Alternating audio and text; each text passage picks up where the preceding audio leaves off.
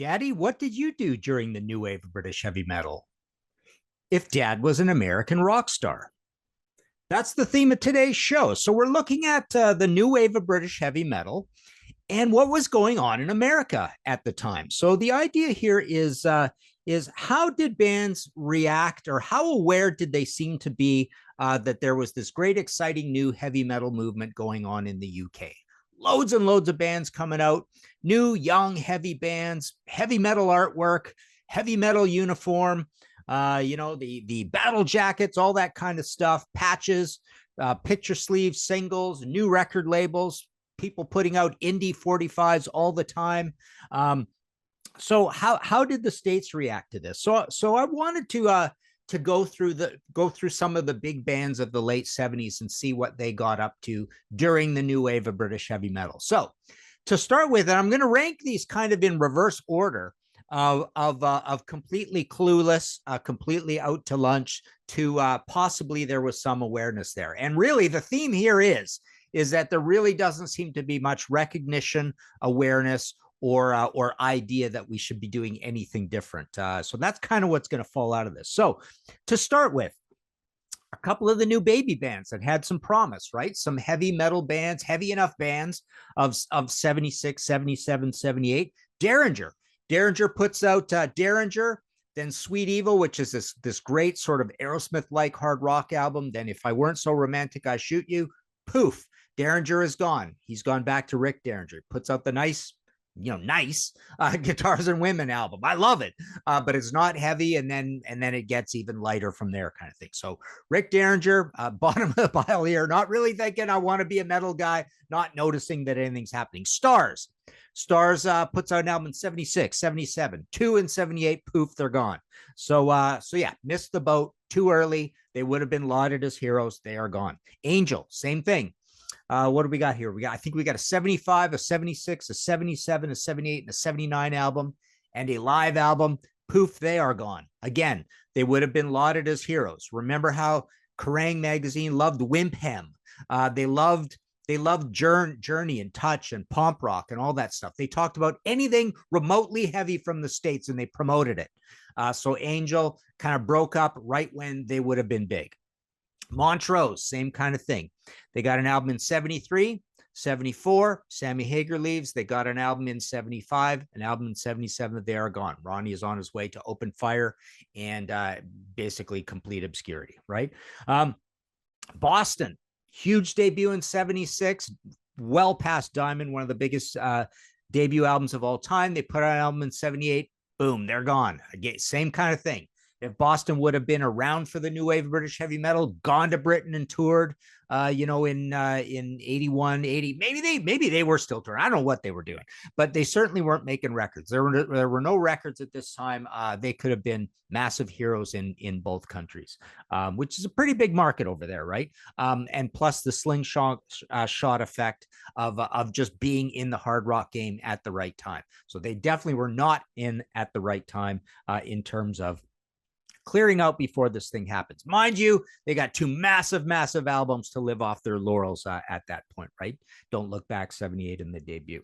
Ted Nugent, another guy that, this is someone who, there were a lot of ads in all those magazines. Ted Nugent was talked about in Sounds. Remember, Ted Nugent is on the cover of the issue of Sounds, where the new wave of British heavy metal tag phrase is created by Alan Lewis in that Jeff Barton story, up in the title about that big live festival thing. He's in there all the time. There's a lot of Ted Nugent ads all the time.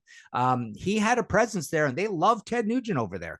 But what does Ted do? We've got Weekend Warriors in 78. We got State of Shock in 79. We've got Scream Dream, which I really like, in 80. But then, things are not great. I think he's going through divorce at this time. We've got the crappy intensities. Then he's gone. And then he comes back with that horrible Nugent album in, I think it's 1982. So right in the middle of the new wave of British heavy metal, he puts out his lightest album since he started his solo career, probably since before Call of the Wild, actually.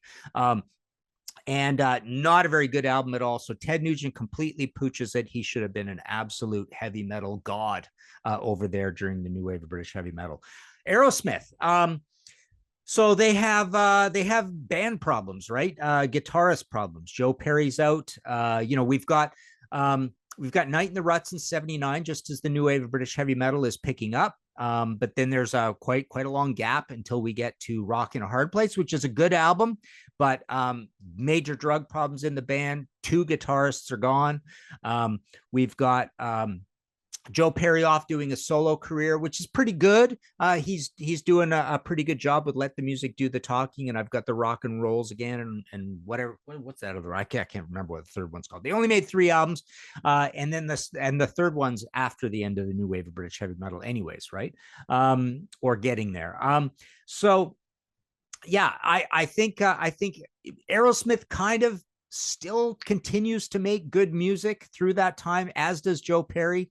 But I think there's a complete obliviousness that there's anything happening in Britain that is something that maybe says that heavy metal's on the rise. Maybe we could stick with this. Maybe we can ride this. Maybe we are in the right place at the right time. I don't think anybody's noticing any of that there.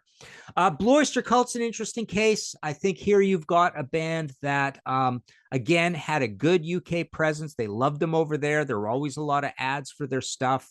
The UK is intrigued by Blue Oyster Cult. I can tell you that because my Blue Oyster Cult books sell really well over there. I'm constantly mailing books over to the UK and France, for that matter.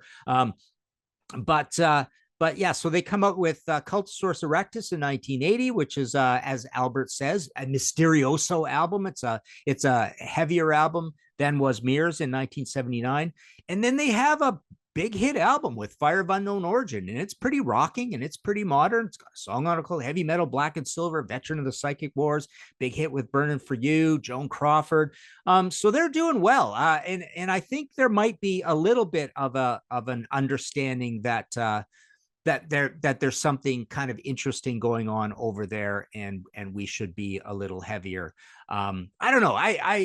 I've never really talked to the guys about that. And I have a feeling they're still fairly American centric. Like, we know this is a cliche about Americans, that they are insular and they don't know what's going on in the rest of the world and stuff. So maybe that does carry over a little bit to these bands. But for some reason, Blue Oyster Cult is making new wave of British heavy metal friendly music at this time.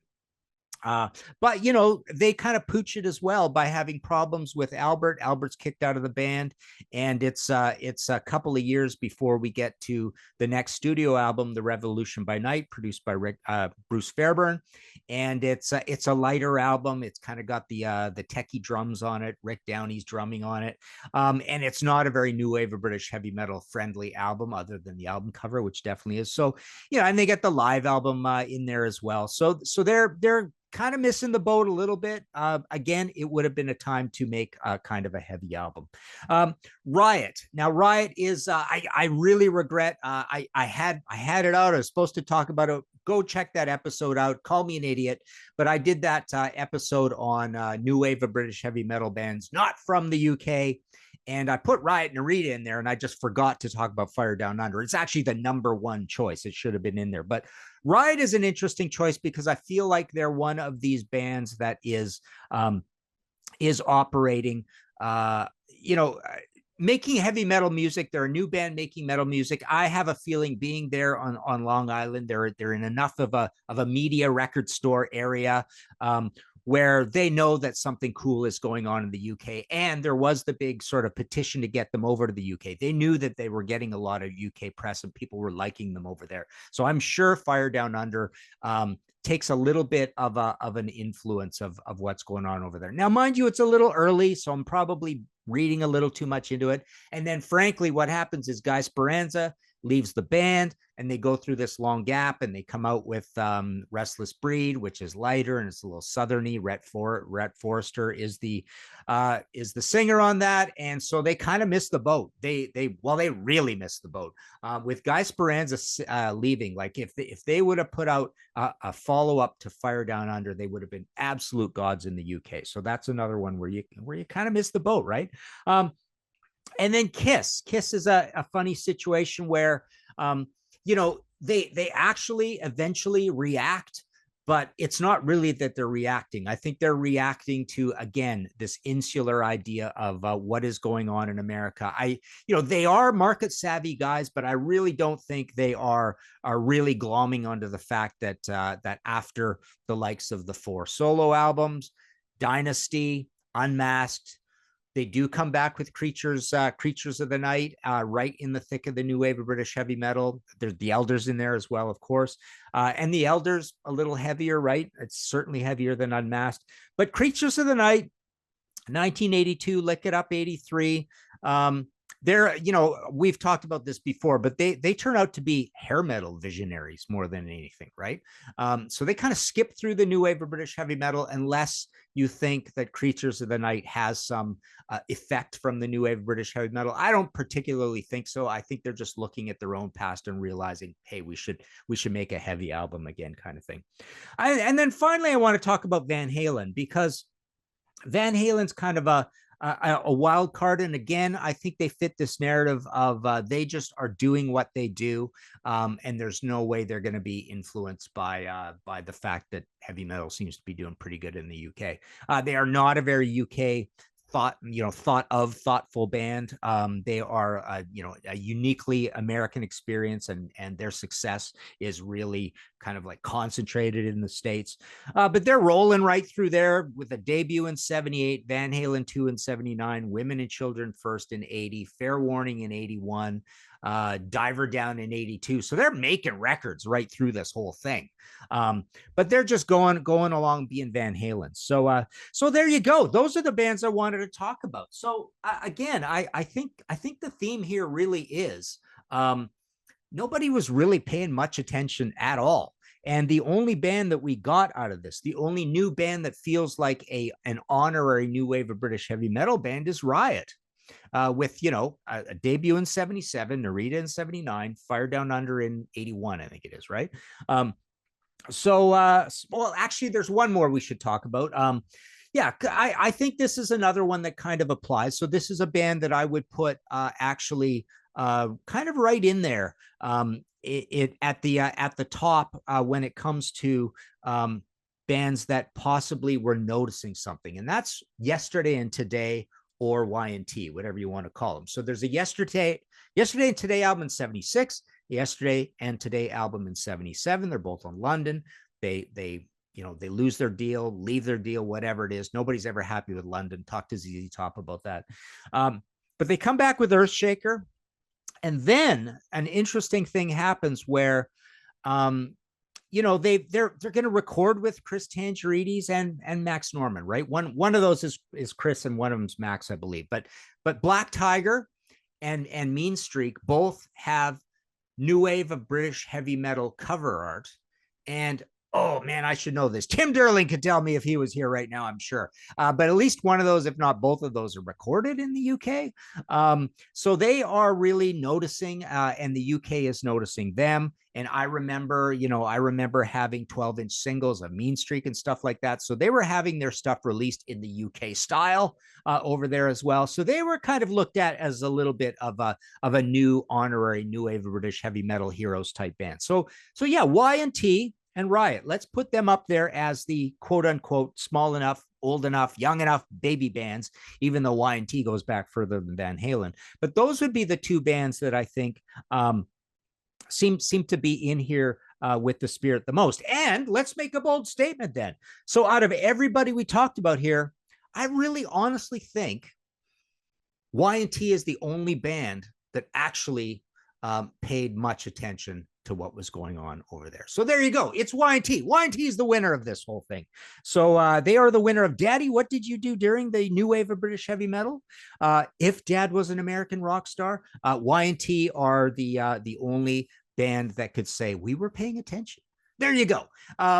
Let us know in the comments below what you think of this concept. And if I missed anybody or if I'm wrong about anybody here, I like to argue. So I'm there. I'm looking at the comments.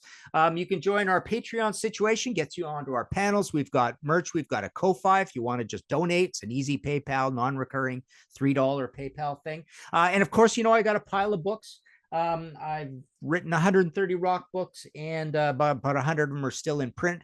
And I also have an audio podcast called History in 5 Songs with Martin Popoff. So there you go. Go play some Y&T.